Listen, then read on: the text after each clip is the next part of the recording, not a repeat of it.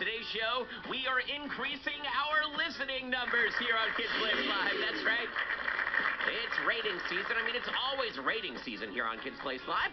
We're always desperately, feverishly trying to increase the number of people who are listening to our great shows here on Kids Place Live. And I realized, I think I cracked the case, everyone.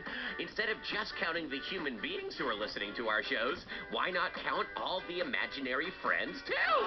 This is smart, right? I mean, think about it. There are imaginary friends along for the ride right now in the cars of Kids Place Live. And if you don't believe me, let's meet one.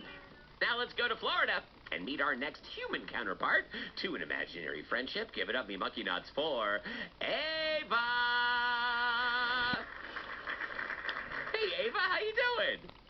I'm doing very good. Great. I'm happy to hear it. Now, Ava, I do need to fact check this really fast. You sound like a human being, but I just want to be certain.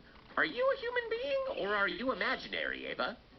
I'm a human being. Okay, just to make sure, because I want to believe you, but I'm not sure this is true. Let me just ask you a couple of questions. When you look at a mirror, Ava, do you see your own reflection, or is it like looking into an empty room? I see my own reflection.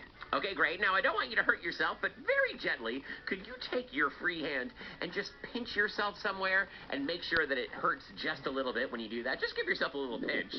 Does it hurt when you do that? It does. Okay, then you're real. Just making sure. We just got to fact check this. It's in our contract here on Kids Place Live. We got to make sure we know who we're talking to, real or imaginary. So now that we know that you're real, Ava, tell us, who is your imaginary friend? Bob. Bob! Is Bob a nickname? Is that short for Robert? Or is his name just Bob? His name is just Bob. Just Bob. Okay, and tell us about Bob.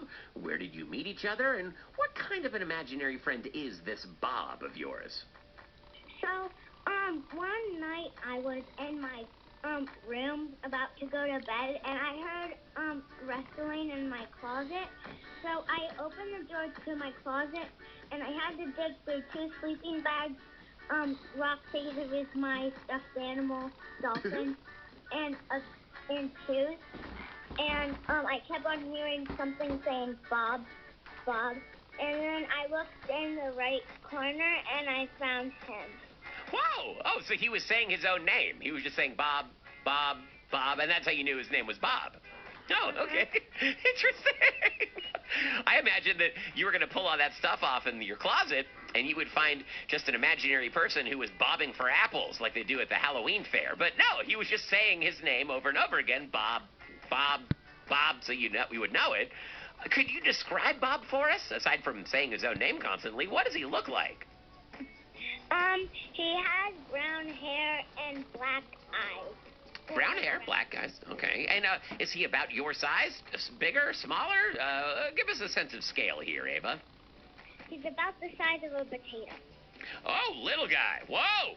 I'm assuming it's just a regular-sized potato. Is it like a really huge potato that would, like, set records in the Guinness Book?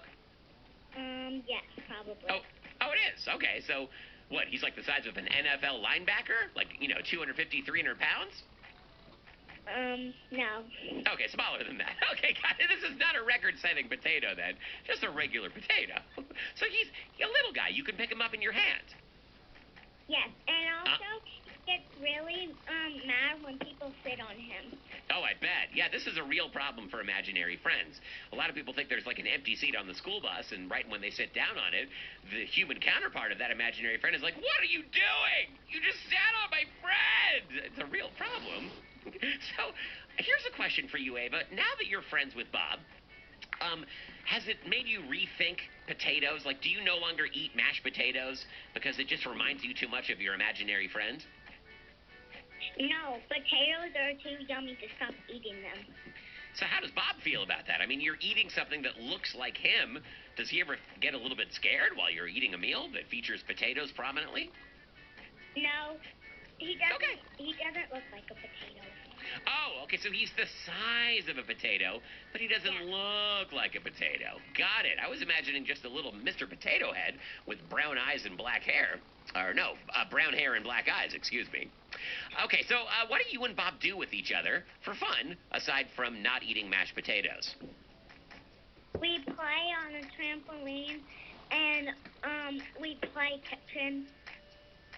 You play kitchen. Okay, interesting. And again, this is a good time to reinforce that he does not look like a potato, because that could be dangerous for him. Like to spend time in a kitchen near, sharp knives and, like big boiling pots of water. I mean, that could be really treacherous if someone mistook him for a potato. But you're saying he looks nothing like a potato. Yes. What does he look like? I mean, we know about the hair and the eye color, but if you could describe the rest of him, what would you say? He's small and he's nice. Small and nice. Okay, very good. It's kind of like my kids. I think my kids sort of answer to that description too. They're small and they're nice. We should all have some small and nice people in our families and in our worlds. And Ava, it sounds like you've got one. Audience, give it up for Ava in Florida and her imaginary friend Bob. Can I just reinforce? He's not a potato.